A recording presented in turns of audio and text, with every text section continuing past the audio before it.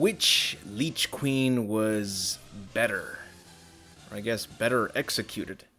Well, that is a fun one to really think about. When it comes to the Outbreak version of a Leech Queen, it's definitely closer to a giant version of a Leech, which is quite ironic compared to the Leech Queen from Resident Evil 0, a game where most of the enemies are just giant versions of insects. Interesting, right? Makes you wonder if they could have just swapped. That would have been worse because the fact that it was just a giant leech in the Outbreak game for the Hive scenario, not much of a scary or creepy looking design if you think about it, especially with them graphics. But I would say I do have to give them pointers for the one from the designs that they went for James Marcus's Leech Queen form. It's weird that he goes by the name of Leech Queen. But which one of them would win? Well, let's think about that. What kind of attacks does the Leech Queen have from the Hive scenario in Outbreak? It only does that tentacle attack from under the sewage water, and how much damage could that do against James Marcus as like a tyrant Leech Queen? I think that one was more threatening. It looks like it could definitely pack a punch at least. It could definitely win in a 1v1 RPG style where they each take turns smacking each other, right? Because, I mean, that's the best way to picture this 1v1. If you think about it, you wouldn't want to see them fighting in real time, because how much can you expect from a 1v1 from a Leech against another Leech? I mean, can Leeches even fight each other? Or do they in real life? I guess it would be pointless seeing as they'd just be sucking each other off. It'd be like two Pokemon using the HP Leech Drain move back and forth. Was James Marcus a difficult boss to deal with? I guess that just depends on whether you're low on ammo. I don't recall dying once when it came to fighting his ass. I wonder if I have though, because I have streamed the game, but I just can't remember a death scene occurring there besides the badass cutscene of the slow-mo shot with Billy Cohen aiming that gat and pow! Yeah, it was beautiful. One of the best parts, but then also disappointing parts, because the game ends and it does not show you that there are alternate endings or, yeah, no real replay value except for, hey, you can use these weapons with unlimited ammunition. So I'd say if the two do clash against each other, James Marcus wins for sure. Now, what about the Leechmen from both games? Funny enough, both of them have a particular Leech sub-boss, you could say.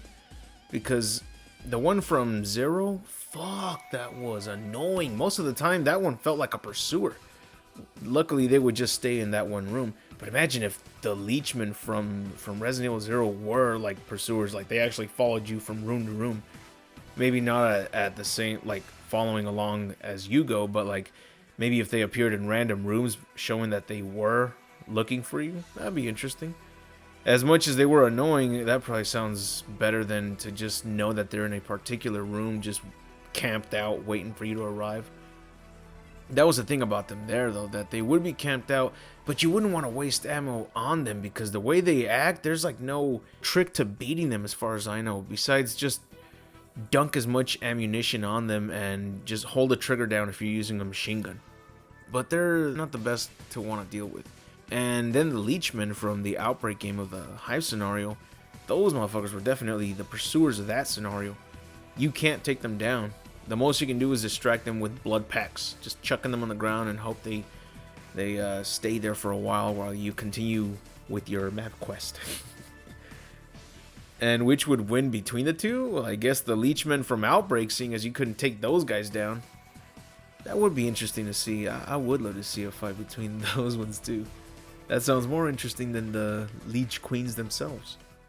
You know, funny enough, in the Umbrella Chronicles game, when you get to the part where you face off against James Marcus, funnily enough, they did not include James Marcus as a young, handsome, long-haired man with a... what was he wearing? That cloak thing? So he's no longer the young man with the long hair who controls leeches with pipes that are primo champ. They realized that it was a dumb and pointless thing to include. So in the end, when Rebecca and Billy meet James Marcus, he's all slimy and he still looks like an old man. They added some slime to make it look more like it is a leech man still. So it was pretty cool to see that they took what happened, what the reception was basically, and they were like, yeah, this was dumb. And it's surprising that nobody has talked about that. But really cool to see that they literally took notes of it and thought that it was ridiculous and scrapped that little idea, that little concept of James Marcus being young and performing opera. Crazy, right? Well, that's it for the video. Check out my Patreon. I post new content there, new exclusive content there every day. Just for $1, you get more entertainment there than Hulu or today's streaming services, because if you think about it, you probably only watch 1 or 2 shows out of the hundreds of shows and movies that are available. Oh, but they hide all the good shit and make you pay extra to watch them once. Not over at the Patreon, homie. Pay once a month and you get everything. All exclusivos. You get to check out all the new comics I've been working on. And all the new videos, reviews, and rants, and podcast vids, all of them, you name it. And if you're at it, might as well check out the merch.